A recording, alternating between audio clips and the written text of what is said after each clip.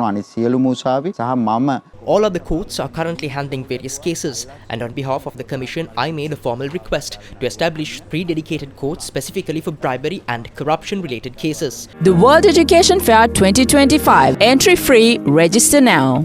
The Chief Justice has agreed to this, and the Judicial Service Commission has approved the establishment of 2 such courts. I believe one of these courts will be operational by next week. This will allow us to expedite trials and, where applicable, impose penalties on those found guilty. Ultimately, it will help us reach resolutions more swiftly.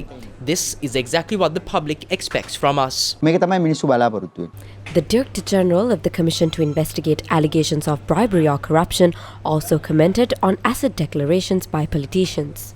ඔවුන් අනිවාර්යයෙන්ම ඔවුන්ට තියෙන වත්කම් සහ බැරකම් හෙළිදරව් කරන්න.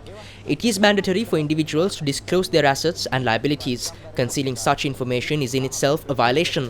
Currently, the asset declarations we have published include those of the President, Prime Minister, Ministers and Members of Parliament. These are accessible to the public. If there are suspicions about how these assets were acquired, we are empowered under Section 84 of the Bribery Act to initiate investigations. On the other hand, if someone claims they have declared their assets but in reality they haven't, that's also a concern. Our investigations have revealed that some individuals hold assets not under their own names but under the names of others. Just because an asset isn't declared doesn't mean it doesn't exist. If someone genuinely declares their assets, that's commendable. But if there are doubts, complaints can be lodged or we ourselves can investigate. If the individual cannot explain how the assets were acquired, it could be a punishable offence under Section 109 of the Bribery Act. I believe this is a situation that must evolve. It is what the public expects. If everyone declares their assets and liabilities transparently, corruption can be significantly reduced.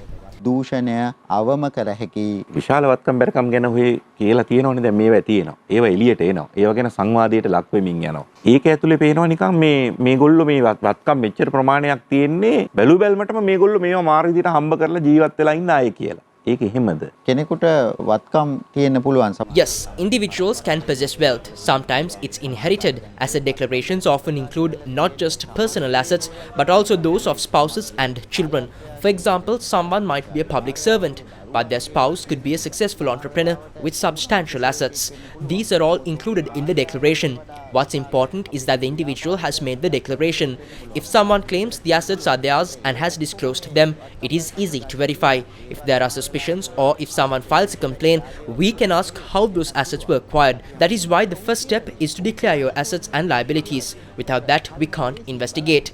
The act of declaring itself fosters a culture of transparency. If someone is honest and declares what they have earned, it builds trust.